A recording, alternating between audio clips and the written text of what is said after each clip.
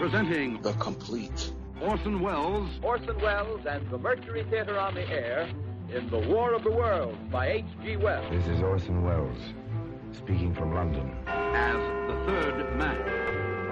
Stand by. We'll be on the air in 15 seconds, Mr. Wells. Yes, I know. Stand by, everybody. Mercury Theatre on the air presents Orson Welles as Count Dracula in his own version of Bram Stoker's great novel, Dracula. What evil lurks in the hearts of men? The shadow knows.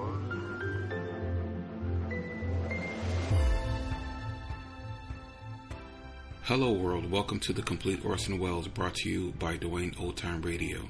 This podcast will feature various classic radio programs ranging mostly from 1936 to 1952 that Orson either produced and directed, was featured on, or starred as a guest. If you enjoy my podcast, you can subscribe to receive notifications of new posts. Subscribing is free and only takes a moment. New episodes are posted weekly. If inclined, please leave a rating and or review on your preferred podcast service. Thank you for your support. Hope you enjoyed the genius of Mr. Wells. Mercury Theatre on the air, not of the air, but Mercury Theatre on the air is going to return because it's Halloween here in the United States. I aired this one previously, but since TV stations can air repeats, and this is a repeat of the famous story Dracula. This is again from Mercury Theatre on the air. This originally aired July 11th, 1938, and this is without question one of my favorite Orson Welles radio episodes of all time. So I hope you enjoy Dracula, and happy Halloween for those who celebrate Halloween.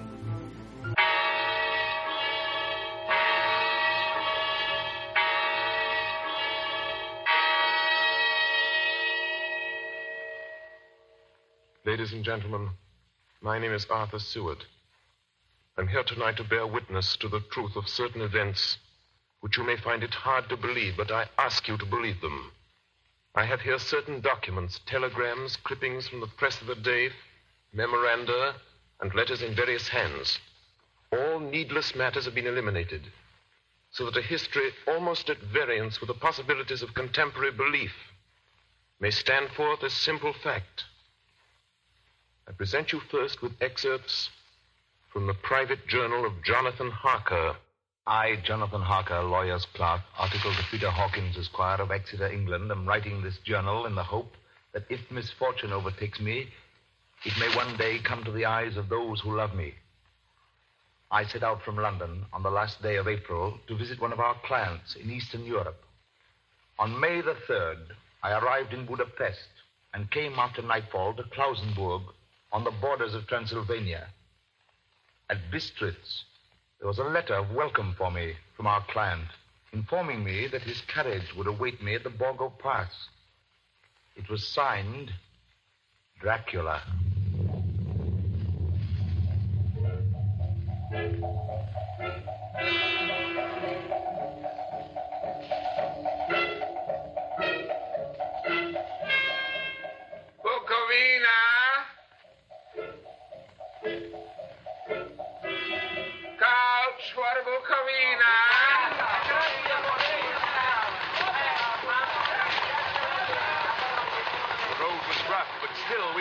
Over it with feverish haste.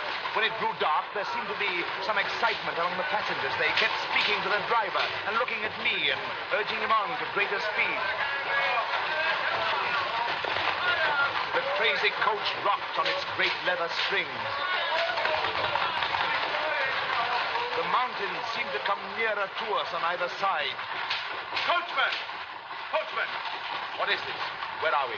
You're nearing your destination, young hare. This is the Borgo Pass.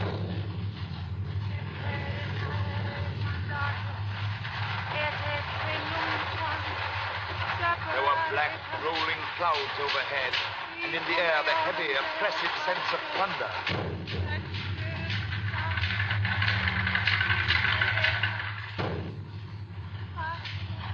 Now, we were through the pass. The young hare is not expected after all.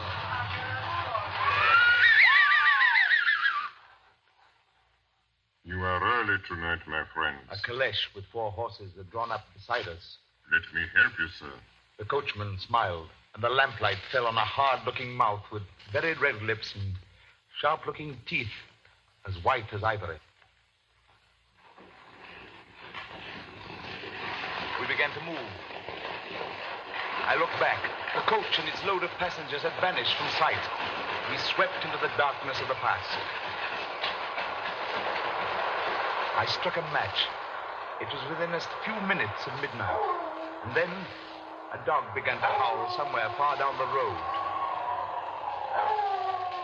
The wind was rising. It moaned and whistled through the rocks, and the branches of the trees clashed together as we swept along. It grew colder and colder still, and fine powdery snow began to fall.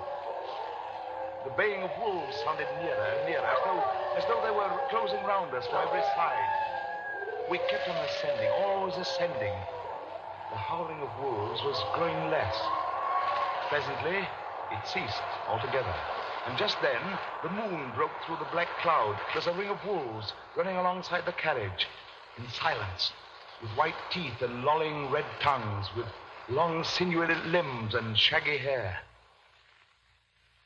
Welcome to my house. I must have fallen asleep. The carriage had pulled up in the courtyard of a vast ruined castle.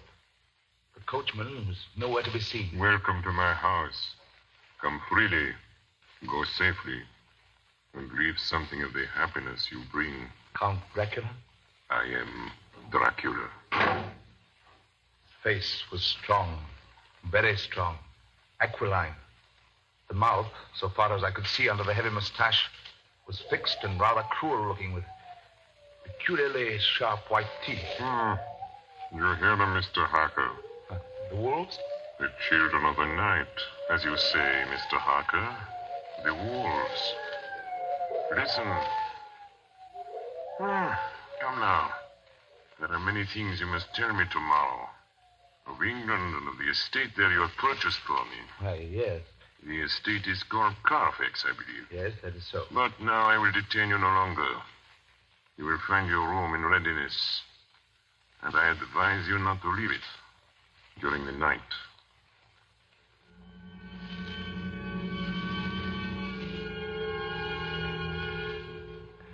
This castle is on the very edge of a terrible precipice. A stone falling from the window would fall 1,000 feet without touching anything. I explored. There are doors everywhere, and all of them locked.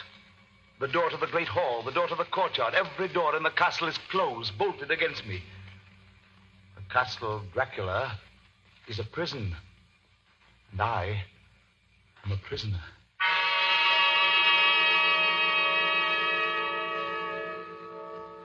The next night, I could not sleep.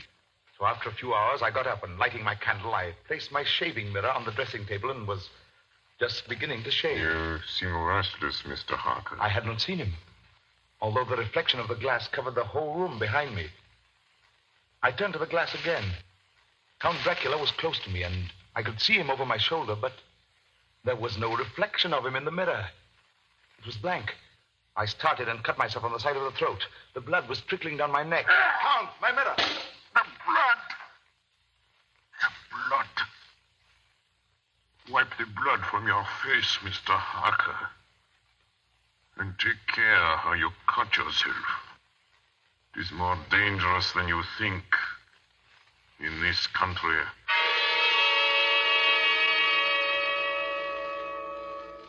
When I woke, I found most of my things were gone. My passport, my notes, my letter of credit.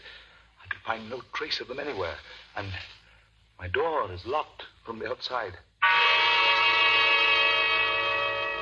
June 20th. There is work of some kind going on in the castle. Now and then I hear the faraway muffled sound of mattock and spade. And last night, the second of the predated letters which Dracula made me write, the second of that series which is to blot out the very traces of my existence from the earth, went forth.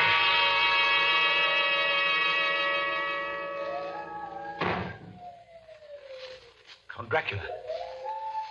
Yes, my young friend. Well, what of me? When am I free? When can I leave this place? Free? Mr. Harker, you're always free. You want to leave? Would you like to leave tonight? Yes, in God's name. My dear young friend, not an hour shall you wait in my house against your will. Come, follow me.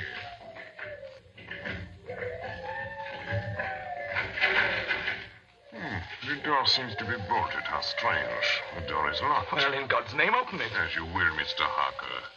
You English have a proverb which is very close to my heart. Welcome the coming, speed the parting guest. Good night, Mr. Harker. Shut the door! Shut the door, I tell you! Shut the door! Shut! The door is shut, Mr. Harker. I take it you will remain. Morning, June the 30th. These may be the last words I ever write in this diary. Oh, God preserve my sanity. I have never seen Count Dracula by day. At sunrise, at the first cockcrow, he is gone. I don't understand these things. I only know that the wolves obey him, and that he is a man with hair on the palm of his hands, with sharp teeth, and no blood in his face. He casts no shadow. He cannot be seen in a glass. And he moves like a bat across the sheer face of the castle walls. He eats no food and is mortally afraid of the crucifix.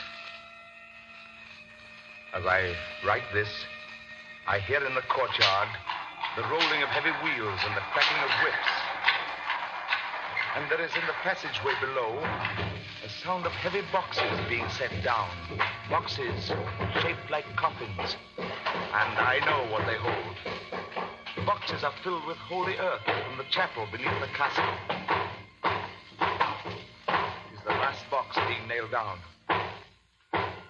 And now I hear the heavy feet tramping again. The door's shut. The chains rattle.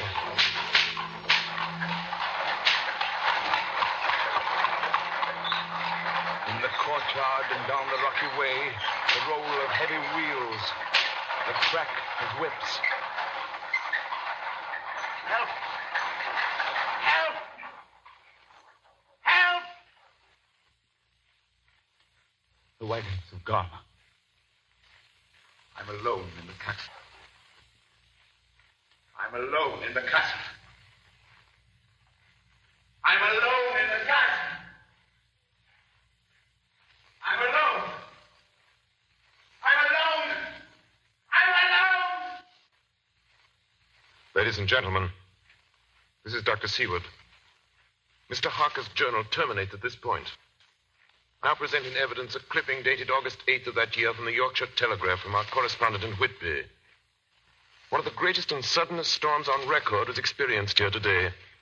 The weather has been somewhat sultry, but Saturday evening was fine. The band was playing. The piers were crowded with holidaymakers. The wind fell away entirely during the evening, and there was a dead calm.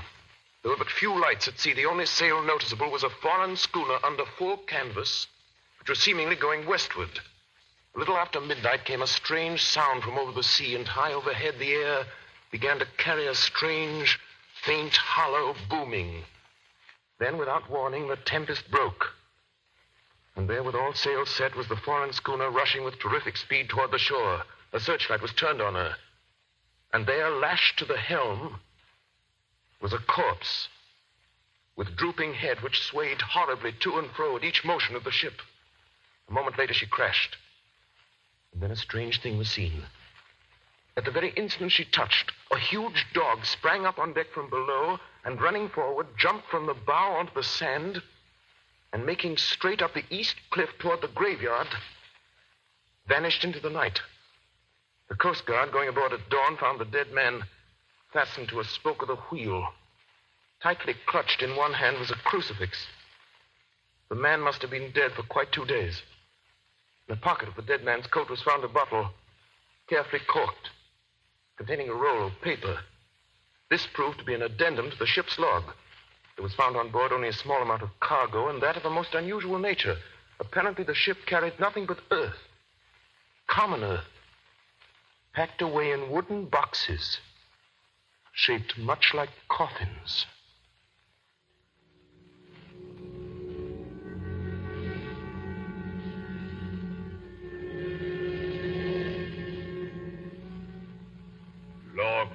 Demeter, July 6th. Finished taking in cargo, a queer cargo, boxes of earth. At noon, set sail, east wind, fresh. Crew, 4 hands, 2 mates, cook, and myself, captain, July 11th. Entered Bosporus. At dark, passed through Dardanelles. Mate reported in morning that one of crew, Balyoden, was missing. Took larboard watch, 8 bells last night. He was relieved by Chalicia. Came to his bunk. There's something aboard this ship. No. Don't laugh, Captain. In the rain last night. Oh? A tall, thin man go up companionway and along the deck forward and disappeared.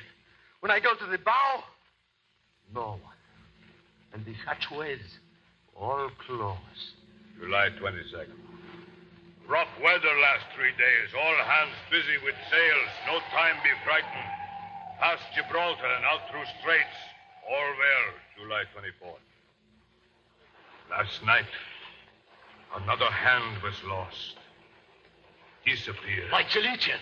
Leave off watch, midnight. Then we never see him again. Double watch now. They don't take watch alone no more. Double watch. Double watch. July 29th. Had single watch tonight as crew too tired to double. When morning come... Hey, below! Banoisin! Is Banoisin below? Banoisin's gone! Banoisin's gone like the others. Like all the others. Mate and I have agreed to go armed henceforth, July 30th. Last night, we are nearing England. Weather fine. All sails set. Captain! The man in the watch in the stairs is missing! Both missing! Now, only self and mate and 1 hand left to work ship. August 3rd. 2 days of fog and not a sail sighted. At midnight, I went to relieve the man at wheel, and when I got to it, found no one there. It's here! I know it now. I saw it. Like a man, tall and thin and ghastly bare. It was in the bows looking out. I gave it the knife, and my knife went through it. What? Empty as air. What is it? What are you talking about? It's here, and I'll find it. It's in the hold. In one of those boxes of earth. I'll unscrew them one by one and see. He is mad. Stark raving mad. It's no use my trying to stop him. He can't hurt those big boxes. They are invoiced as common earth. Down in the hold. I know the secret now.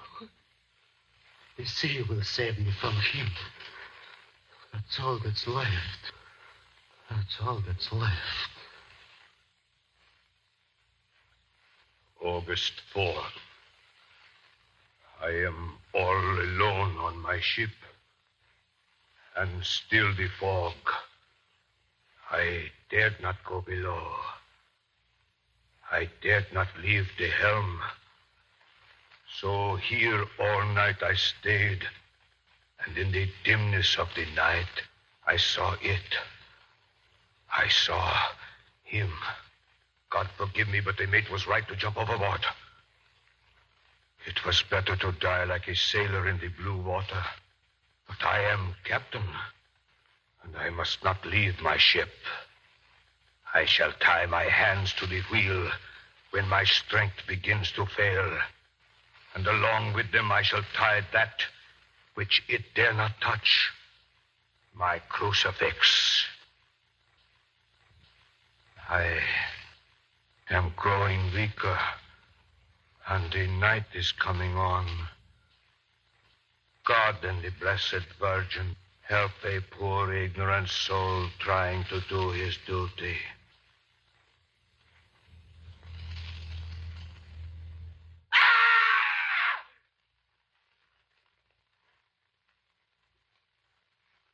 You are listening to the Columbia Network's first presentation in a new summer series of unique dramatic productions featuring Orson Welles and the Mercury Theatre on the air. In just a moment, our story of Bram Stoker's Dracula will continue. This is the Columbia Broadcasting System. We continue now with Columbia Network's presentation of Orson Welles and the Mercury Theatre on the air in Dracula. Telegram, Seward, Perfleet, to Van Helsing, Amsterdam. Lucy Westenra in alarming condition. Cannot diagnose. Come at once. Seward. Telegram, Van Helsing, Amsterdam, to Seward, Perfleet. I'm on my way to you. Please arrange the examination immediately. My arrival, Van Helsing. Ladies and gentlemen, I must now explain that 6 months before the events recorded here, I had become engaged to a young lady, Lucy Westenra. We were to have been married in the spring. My old teacher, Professor Van Helsing, arrived at 4 the next afternoon. I took him at once to Lucy's house. She lay in a bed asleep. She was ghastly, chalkily pale. The red seemed to have gone even from her lips and gums, and the bones of her face stood out. Young miss is bad. Very bad. She must have blood or she will die. Yet she is not anemic. The qualitative analysis of her blood gives quite normal condition. It is strange. I do not like to think how strange. Look! My God, her throat, look! The black velvet band that she always wore had dragged up a little and showed a red mark on her throat. Just over the external jugular vein were 2 punctures, not large, but not wholesome looking. The edges were white and worn looking. Well, what is it, Professor? What's wrong with her? Speak frankly. You can tell me the worst. I wish I could, Seward. I wish I could. But I do not dare. But won't you tell me anything? I will tell you this. Your young lady is in a danger greater than death. You must believe me. If you leave her for 1 moment and harm befalls, you will not sleep easy thereafter.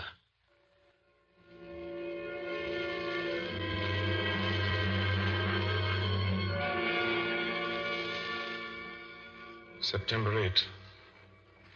I sat up all night with Lucy. Arthur, I'm afraid. My dear, you can sleep tonight. I'm here watching you. Nothing can happen. And I promise if any sign of bad dreams, if I see anything, I'll wake you at once. Will you really? Then I'll sleep. I sat all night by her bedside, and she did not wake once during the night, although a boughs or a bat or something flapped almost angrily against the window panes. September 11th. Still quoting from my private journals. At this time that I received a message from Perfleet. Read 10:20 p.m. St. John's Hospital, serious complications, case 891, your immediate presence, London, imperative. I had no choice. Sometime later, a paper was found among Lucy Westenra's belongings. I write this and leave it to be seen so that no one may by any chance get into trouble through me. I went to bed as usual, taking care that the window was closed, as Dr. Van Helsing had directed. About 2 a.m, I awakened. I went to the door, called out, "Arthur! Arthur!" There was no answer. Something's broken the window. I'm in the room, alone. I dare not go out. The house seems empty. The air is full of specks, floating, circling in the draught from the window. The light burns blue, dim. What am I to do? Something very sweet and very bitter all around me. And I seem sinking into deep water. And there's singing in my ears. You shall be flesh of my flesh, blood of my blood. September 12th. Late. Only resolution and habit can let me make an entry tonight. We found her sprawled on the floor. There was a draft in the room from the broken window. Her throat was bare, showing the 2 wounds, looking horribly white and mangled. We are too late, my friend. We have failed. God's will be done. She's dying. Yes. She's dying. Stay beside her. It will make much difference, mark me. Whether she dies conscious or in her sleep.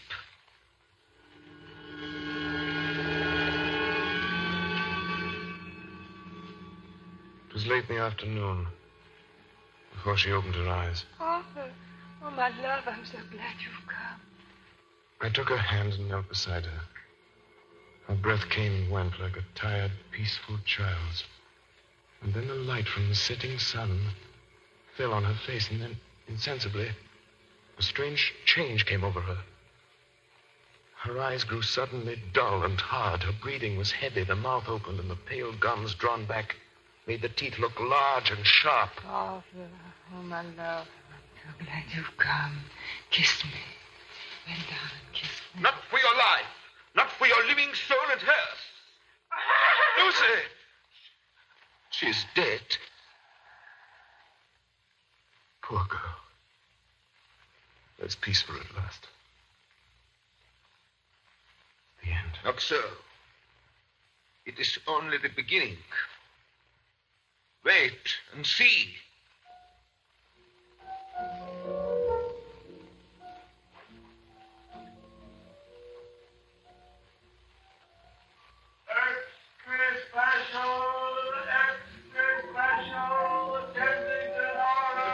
Gazette, September 25th. A Hempstead mystery. The Kensington horror, the stabbing woman, and the woman in black are vividly recalled to mind by a series of events that have taken place recently in the neighborhood of Hempstead.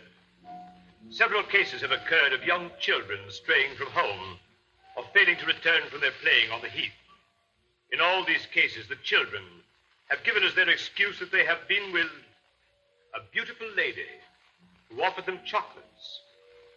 In each case, the child was found to be slightly torn or wounded in the throat. The wound seemed such as might be made by a rat or a small dog.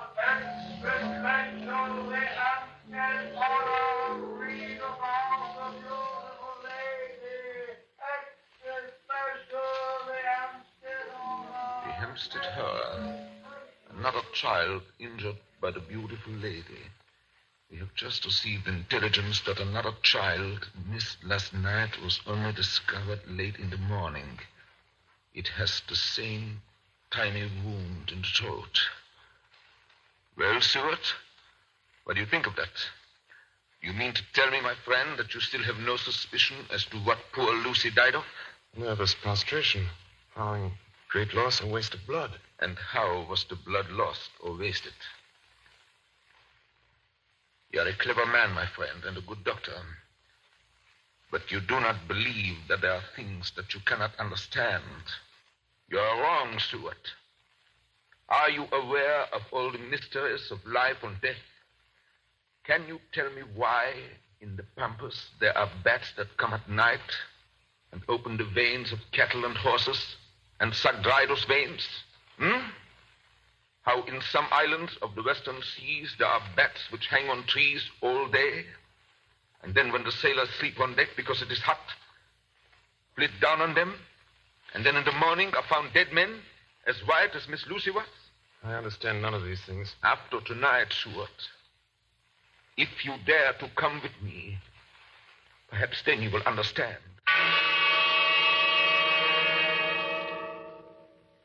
September 29th. Before dawn. Now it is done.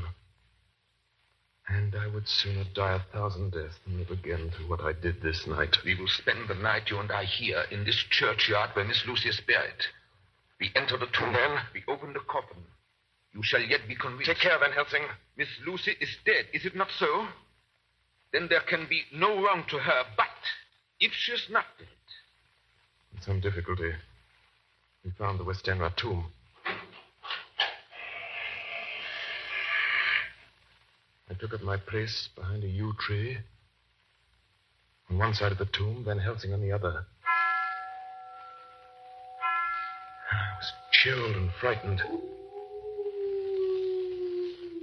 Suddenly, I saw something moving between two yew trees, a dim white figure which held something at its breast. The figure stopped. I could not see the face, for it was bent down over what I saw to be a fair-haired child. There was a sharp little cry, such as a child gives in sleep, or a dog as it lies before the fire and dreams. Then the thing saw us. She drew back with an angry snarl. The lovely, blood-stained mouth grew to an open square. If ever a face meant death, I saw it at that moment. Then suddenly she turned and vanished in the direction of the tomb. Child is not harmed. We leave him in a safe place where the police find him. There's more to do. Come. Now we were in the tomb. Then in the coffin. The thing lay like a nightmare of Lucy, the pointed teeth, the blood-stained mouth. Van Helsing never looked up. From his bag he took out a book, his operating knives, a heavy hammer, and a round wooden stake, some 2 or 3 inches thick, sharpened to a fine point, and hardened over a fire. Seward, the life of this unhappy woman is just begun. When she become what you call undead, there comes with the change the curse of immortality. She cannot die, but must go on age after age, adding new victims. Because all that die from the preying of the undead become themselves undead and prey on others.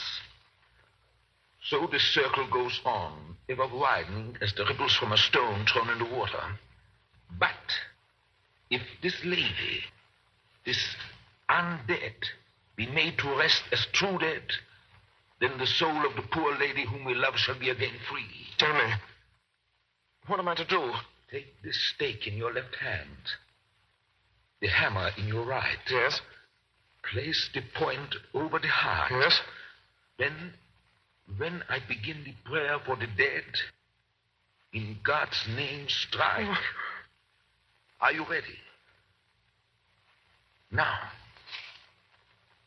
Domine Jesu Christe, file de vivi, qui in manus tuas ex voluntate Patri.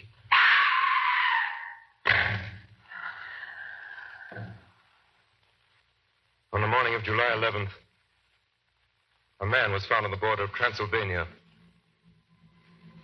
He talked wildly of wolves and boxes of earth and blood, and gave his name as Jonathan Harker. In the hospital at Klausenberg, he improved sufficiently to make possible his removal to England. I'm still quoting from my own personal papers. But there his condition remained so serious that he was committed for observation to a private ward in my hospital at Purfleet. Here he did so well that in 3 weeks he was completely recovered. It was during this time that his wife, Mina Harker, brought to the attention of Dr. Van Helsing and myself the journal that her husband had kept while a prisoner in the castle of a certain Count Dracula in Transylvania. I have before me the record of a meeting that took place in my study in Purfleet, transcribed by Mina Harker. October 1st. Meeting began soon after 8. Jonathan next to me. Dr. Seward opposite to Van Helsing at the head of the table. My friends, there are such things as vampires. Had I known at first what now I know, one so precious life had been spared to many of us who love her. The vampire which is amongst us is of himself so strong that he can direct all the elements. The storm, the fog, the thunder. He can command all the meaner things, the moth and bat, the owl and the fox and the wolf. How, then, are we to begin our strike to destroy him? How shall we find his place? And having found it, how can we destroy? My friends, it is a terrible task that we undertake. To fail here is not mere life or death. If we fail, we become as him. Foul things of the night, as him. What do you say? I answer for myself. Count me in. I'm with you. The professor laid a small golden crucifix on the table. We took hands, and our solemn pact was made. My friends, we too are not without strength. The vampire flourishes on the blood of the living. Without this, he cannot live. He throws no shadow. He makes no reflection in a mirror. He can transform himself to a wolf, to a bat. He can come on moonlight rays as elemental dust. He can see in the dark. He can do all these things. Yet he is not free. His power ceases at the coming of the day. Then, until night, he must remain in the shape in which he finds himself, and except in his coffin home, in those earth boxes, he cannot rest. When we can confine him in his coffin, then, my friends, if we obey what we know, we will destroy him. At that moment, something flapped wildly against the window. Then... You hit it? I don't know. We looked out of the window. Against the black sky, we could see nothing. Data in our possession. From the Count's castle in Transylvania to Whitby came 50 boxes of earth. All of these, to our certain knowledge, were delivered at Carfax. Recently, 12 of these boxes have been removed. First step, ascertain whether all the rest remain in the deserted house next door or whether any more have been removed. We must trace each of these boxes and sterilize the earth with holy water so that he can no longer seek safety in it. And we must hurry. The events of the next few days are described in Jonathan Harker's journal. October 2nd, 5 a.m. Just returned from the empty house. Left Mina here at home. Well, we've done our work at Carfax. The place was filthy. The air stagnant and foul and alive with rats. We counted the boxes. Only 38 of them. And over each one, the professor went through his same mysterious work. It was dawn when we got back. I found Mina asleep. She looks paler than usual. October 2nd. Soon after they left, I fell asleep. I remember hearing the sudden barking of the dogs. And then there was silence. I got up and looked out of the window. There was a thin streak of white mist moving across the grass along the wall of the house. It dawned on me that the air in the room was heavy and dank and cold. The gaslight came only like a tiny red spark through the fog. I could see through my eyelids. The mist grew thicker and thicker. Then, as I looked, the spark divided and seemed to shine on me through the fog like two red eyes. You shall be flesh of my flesh, blood of my blood, blood of my blood.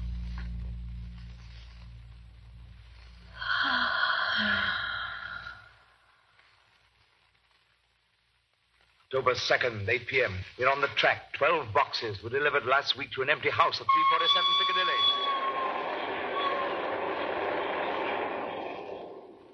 My dear friends, until the sun sets tonight, Dracula must retain whatever form he now has.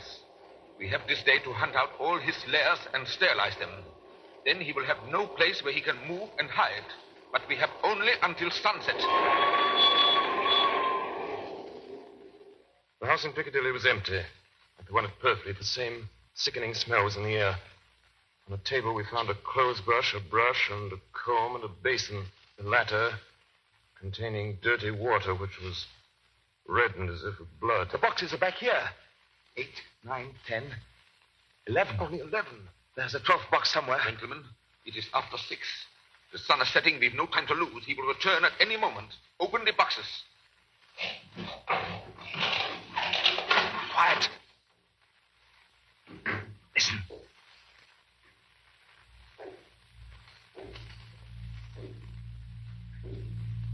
Be ready.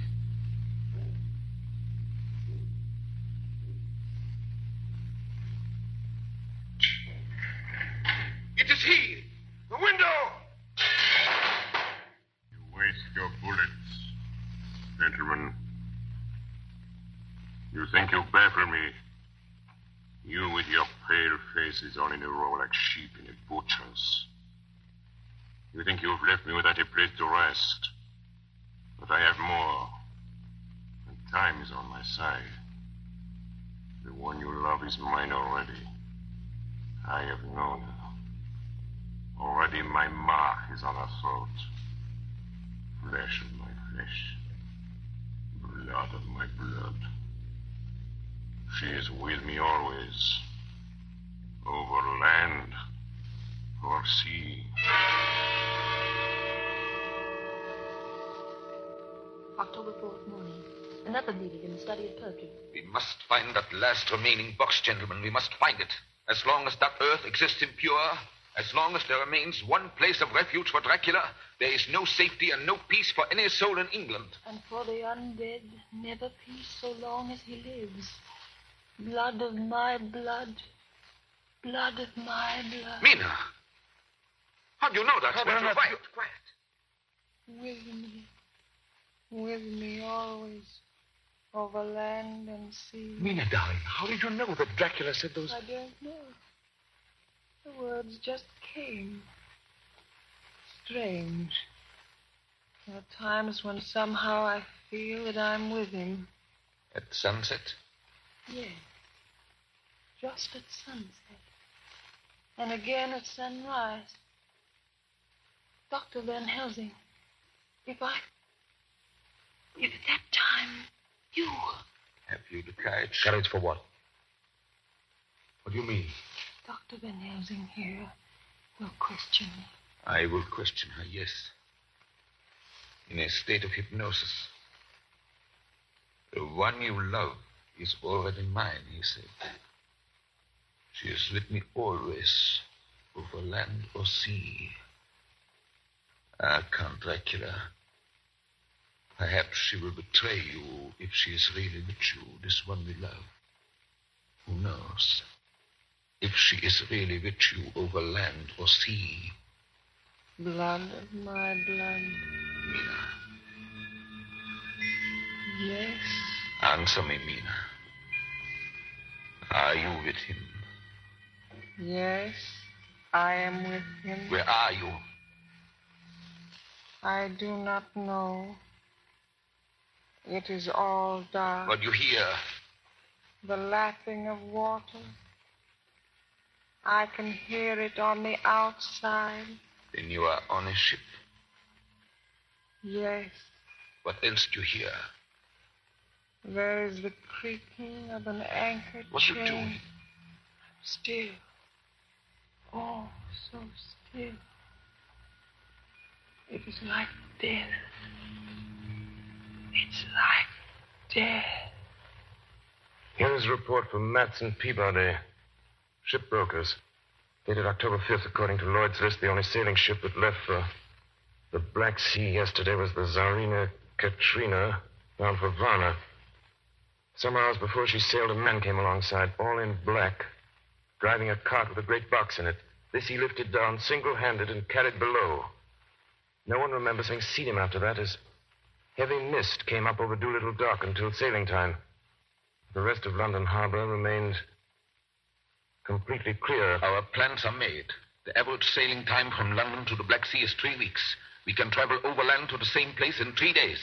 We shall be there waiting for him when he arrives. October 15th, arrive Varna about 5 o'clock. Mina seems stronger. Every morning before sunrise and just before sunset, she speaks to Van Helsing in a trance. Are you with him, Mina? Tell me, are you with him? I am with him. What can you see? Nothing. All is dark. What can you hear? I can hear the waves lapping against the ship and the water rushing by. The wind is high. I can hear it in the shrouds and the bow throws back the foam. So, the Tsarina Katrina is still at sea, hastening on her way to Varna. The Count cannot cross running water, so he cannot leave the ship without being observed. What do you hear, Mina? Lapping waves and rushing water. Darkness and wind. A whole week of waiting. Daily telegrams from Lloyd's. Not yet reported. Not yet reported. Rushing water and creeping mass. Darkness and wind. October 24th. Telegram. Lloyd's, London to Harker. Tsarina Katrina reported this morning from Dardanelles. Lloyd's, London to Harker, October 28th. Tsarina Katrina in heavy fog reported entering Galatz Harbor at 1 o'clock today. Galatz is 38 hours from here, and the first train for Galatz leaves at 6:30 tomorrow morning. My friends, we have lost.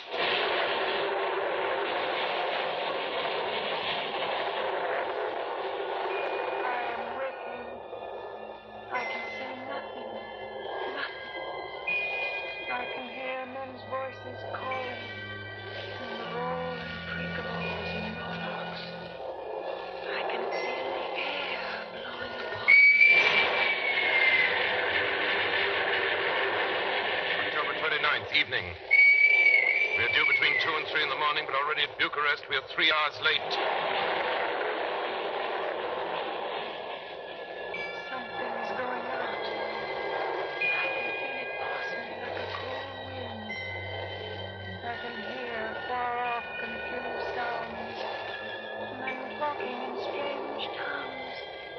Fierce falling water and the howling of waves. There's another sound. A queer sound. Light. Like what? Speak, Mina. Speak, I command you. I command you to speak.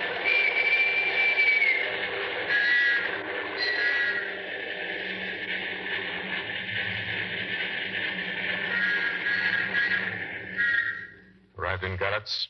Saw Captain Tsarina Katrina. A man come aboard with an order an hour before sunup. Receive a box for a party by the name of Dracula. That is Pepper's, a rate. Emmanuel Hildesheim, his name was. Mr. Hildesheim? Yes.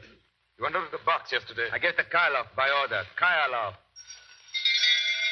Mr. Karl? Karl. This morning they find him dead inside the churchyard of St. Peter.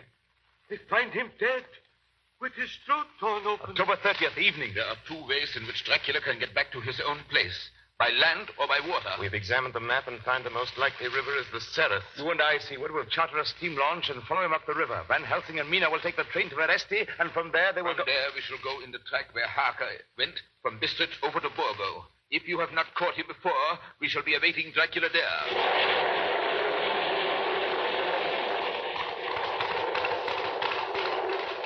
October 31st. We arrived at Veresti at noon, Van Helsing and I. Got a carriage here, and we start in an hour. Our enemy is still on the river. October 31st. We can run at good speed up the river at night. There's plenty of water, and the banks are wide apart. November 1st, evening. No news all day. We hear that a big boat went up the river before us, going at more than usual speed.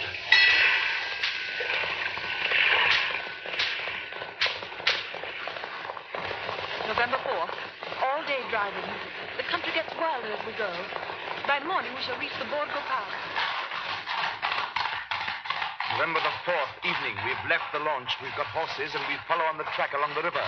We are armed. Look! Quick! There they are now! Heading west! With the dawn, we could see the Slovaks some miles before us, dashing along the river with their wagon. On it is the great box.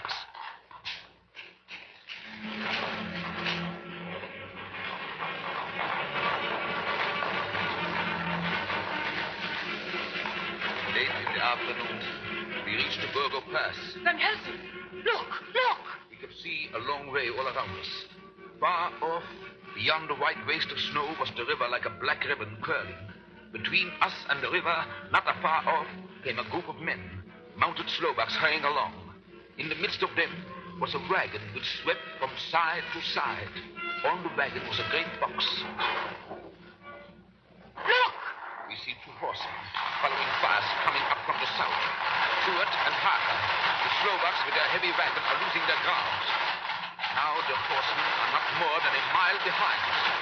Now the wagon is quite close to us. We can see the great box swaying crazily. Now they are almost upon us.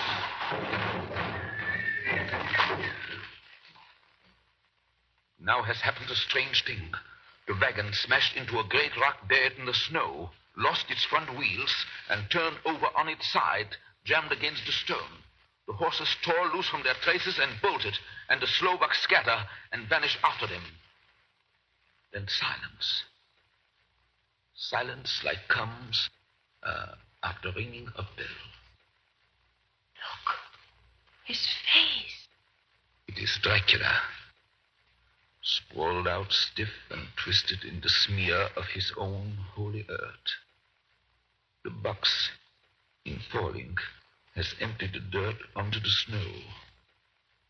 His face is old-looking. The skin is like paper. Dr. Seward, there's no time.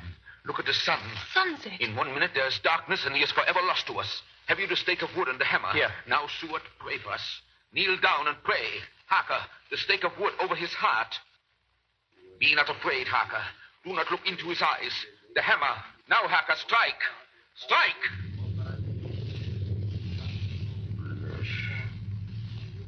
Flesh of my flesh. Guilt of my guilt. Death of my death. Speak and be manifest in the instant of your master's peril. Elements of darkness, rain, evil winds, mist, and mold, and tempest. Right! The others couldn't. But somehow I can hear him speaking behind his eyes. Claw, wing, tooth, scale, tissue of flesh, death of my death, dead and undead. The hand of the living is over your master. Console him, my children. This instant is no longer than the space between two heartbeats, but the night is not here, and I am lonely. Come to your master, my children. Beguile him now in the instant of his peril. Beguile him with the sound of your names. Claw, wing, tooth, scale, tissue of flesh. Strike, Harker, strike! There is one very dear to me who has not answered. My love, Mina. There is less than a minute between me and the night. You must speak for me. You must speak with my heart. Give them to me! Jonathan, give them to me! The stake of wood and the hammer! Harker! I shall never forget that moment. The look on poor Mina's face as she stood there, the angry scar standing out on her throat, her eyes like living coals in the last red of the sunset. She had torn the stake and the hammer out of my hands with the strength of an animal. Mina, do you know what you've done, woman? You know what you've done to us? You've released him, the evilest fiend. Look! The sun! As we looked down at Dracula, the eyes saw the sinking sun, and the hate in them turned to triumph. Flesh of my flesh. Come to me, my love. Come into the night and the darkness. You have served me well. My love. My bride.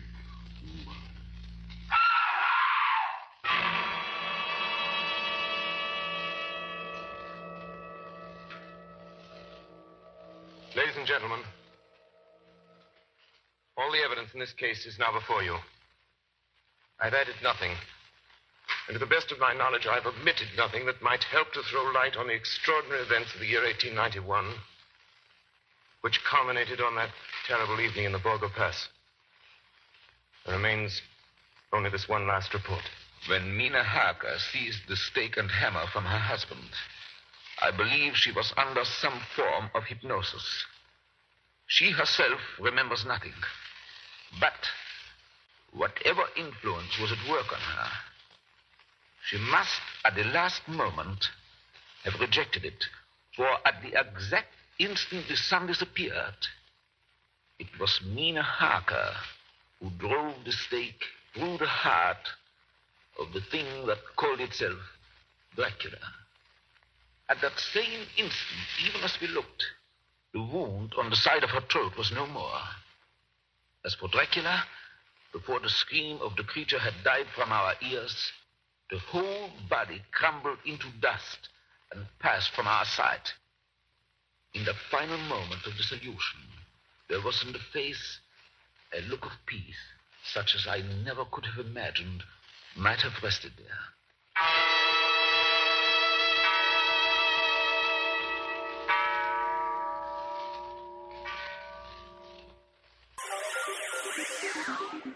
Thank you for listening to and showing your support for my podcast. If you would like to receive notifications of when new episodes are posted, please subscribe to my channel. Subscriptions are 100% free, and they really help me get an idea of how I'm doing.